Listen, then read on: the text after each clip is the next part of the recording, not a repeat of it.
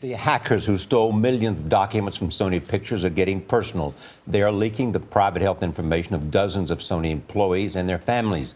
Meanwhile, the studio's co-chairman and a powerful Hollywood producer are apologizing for their stolen emails. The two used racial jokes to mock President Obama. Elaine Quijano is here with how the fallout from the cyber attack is far from over. Elaine, good morning. Good morning. With the studio reeling from the barrage of leaks piling up by the day, it is urgently trying to do damage control. The hacks have already fundamentally altered the way the company does business. Thursday night's premiere of The Interview was heavy on security and light on star power. Actor Seth Rogan slipped by almost undetected because only still photographers were allowed up close to document the event. We're moving this back. Nothing in the pockets?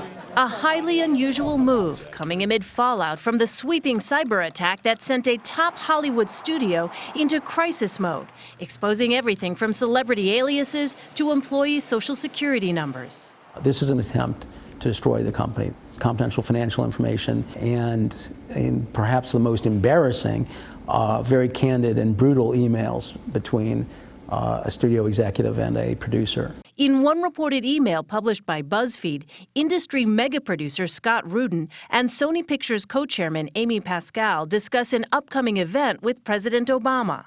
Pascal says, "Should I ask him if he liked Django?" Rudin's response, 12 years. Or The Butler. Or Think Like a Man, Pascal writes back.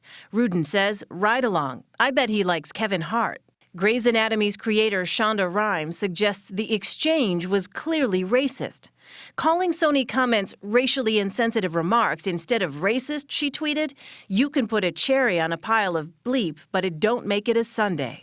Both Pascal and Rudin are now on damage control. In a statement, Pascal said, "I accept full responsibility for what I wrote and apologize to everyone who was offended." Rudin also apologized, saying the emails were meant only to be funny, but in the cold light of day, they are in fact thoughtless and insensitive.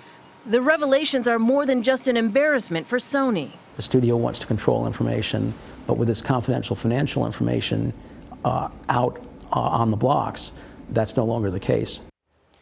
And the leaks might continue. A massive amount of information was hacked and only a small portion has been leaked so far. In a new interview with The Wrap, Pascal says she wouldn't wish this on her worst enemy.